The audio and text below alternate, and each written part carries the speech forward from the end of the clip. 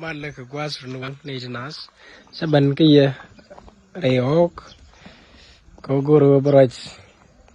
cái quy hawk rajin goro de lat cái quy hawk cái quy ko de na lat cái de na invest hawk sẽ nó cái mình ngay con là alari sojin gua này chân long đây doran hawk sẽ nó cái thai ngay con này long nó đấy cái này thì go thế mà có long cái này thì vô bộ long misalnya ban kata rek dini jegwichin gua long ngok pankin kata go ti dina loy ke business ko dina kal yop ko bana yo bana ke jekten ki dina ke yop ko tek ma bana jekten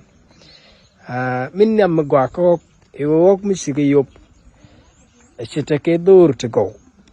kan dur to te ko ma gwa long rek diga jinong yo tangwan min la rew de nyok no mi sig ok sig yop gwa chita ka pai dis to ngwan to go dir sa ka sak to ngwan ka dir sa ka to dir kandang rek ko di ko kwak na me wi mon in the din me gwa long jega ko ka sakin ko pankin ko ka ke business mo gwa long mazda gwa din ti tin mi ti ki yo kwaje ki ji lanen ko dire in bus ko tele ka kathar o mi sika kok bi mois ki tid mo gwa mi bi ka tit ka bi ki yop gwa bi ka mois ka wal ko sika bilu na me mi silat koruna mazda tirta ki yo to go kada yo ku tin chil ti chin bestin da karo de rep raje ki yo ko bana ok bana ka gwish la business ko re doran ta kon ke kwak tungwan to go dung daw milarek o shikon ka gwish la da kon nung yo dub tungwan along ti shikot ka kam kon ki resource tungwan ti shikot ka kam kon dung daw shikon ka gwish no riang medit riang medit yom no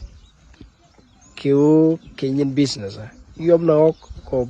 bana sakin bana ko kwak yom no ko bana pankin bo bana ko kwak ba kon nung yo tungwan na me jen do bin gur no da kon ling kada kon ngas ko area o chane je gwi lam pol o pankin ke business midi long winitin kokin ke winitin gol so misi video menen mazda raje ke ji ko miti ke yo chuko to ko ke invest ko lo di yoni o ba ke invest bi yo bi ro de loch na me jala go yo no mo yo te ka bang tel mo lo ke ji eken go ne yo te dir le dor ko da ka ro de loch ka da ka pat da ka ngot